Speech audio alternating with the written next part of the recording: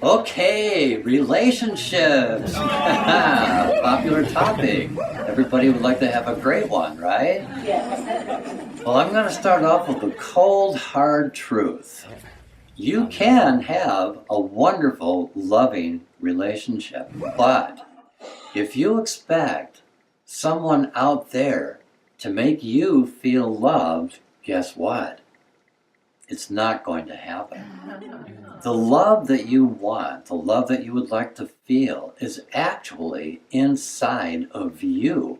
When you can realize the love that exists within you, what happens is that it causes another person to reflect back to you who you are.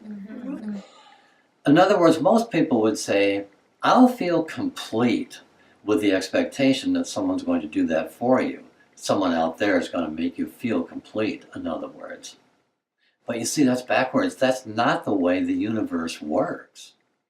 When you love yourself first and feel complete within yourself first, then the person who represents that vibration in you shows up in your life. Now, you're going to hear this concept over and over again until you're probably sick of hearing it. But until you really get the depth of this, and that it's all about you, your life isn't going to change. Now, here's the real kicker. Typically, people seek a relationship because they want to connect, to love. But relationships are not about love. Relationships are not designed to make you comfortable. They're not there to give you eternal happiness. Relationships are actually about growth. Growth for your spirit. That's what relationships are all about. Now, it doesn't mean that you can't have a loving one. But relationships are there to challenge you to grow spiritually and personally. The best relationships will also support your growth. And the ones that have a balance of about 50% challenge and 50% support are the ones that hold the highest amount of love. Most people think, show me the love and everything will be great. And so that's what you search for. And you might find it once in a while, but it also could be a flash in the pan, where at first the endorphins are high and it's all honeymoonish and gaga over each other, but then it blows up for whatever reason. Relationships fall apart when the values don't match. The individual values that you have about life, not just the surface values, but the ones that have depth to your life. The ones that have value to the expansion of your consciousness, because there's a bigger picture. It's about gaining wisdom for your oversoul. But let's keep it down to earth. So you had a relationship and then it fell apart. Well, it was fun while it lasted. But then you're left trying to find the same thing with someone else. So you're chasing a high. And what you think you want is to be in love with someone who also is in love with you, and it would be a done deal. But the purpose of relationship is not about love. It's for the opportunity for growth. The relationships that are the most valuable are the ones that provide mutual growth for both people. And the ones that hold the most love are the ones that have a mutual support for each other along with mutual challenge for each other equally. Now, I'm not saying that you can't have romance. What I am saying is that your relationship is likely to be superficial and probably short-lived unless there is spiritual depth. Now, I'm not talking about religion. I'm talking about growth for your spirit. There's a difference.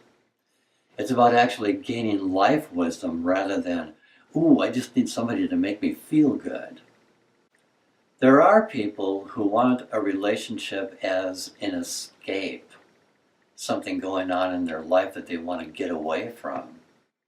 Or maybe there's an emptiness or a loneliness looking maybe for a sense of fulfillment from another person. But you see, that's searching for something outside of yourself in order to fill an inner void. And that's not the way the universe works. Maybe you just want to be loved. Or maybe you want to give your love because it's been rejected many times in the past. Or maybe you're just hoping to find somebody who makes you feel appreciated or makes you feel worthy. But that's all externalized. All of that stuff is an illusion. That magical being is a fantasy. Now, can you have the love you deserve? Absolutely yes. You can have the love you deserve. In fact, you're actually already getting the love you deserve. Here's why. You attract to yourself whatever it is that you believe you deserve. In other words, you create your own reality. The problem is, some of your beliefs are hidden in the subconscious. And the ones that are hidden in your subconscious are typically ones that are sabotaging beliefs, upsetting the apple cart of your life. But you don't know they're there because they're hidden. The good news is it's fixable. But you have to change your energy patterns first. And when you do, the life you experience will match those new vibrations that you're sending out to the world. So just realize this. It's not about them out there. It's about you. Have you ever noticed that when you're alone and searching for someone and you have that neediness that nobody wants to be with you? But when you're not looking, or when you do have someone and you're happy, all of a sudden everybody wants to be with you. It's a vibration that you are emanating out to the world. That's why you want to learn to be happy first. To be happy with where you are, to be happy with who you are. And this is totally doable. And then that higher vibration of happiness within you synchronistically draws higher quality experiences into your life, including people and higher quality relationship. The bottom line is that happiness and fulfillment does not come from another person out there. That's an illusion.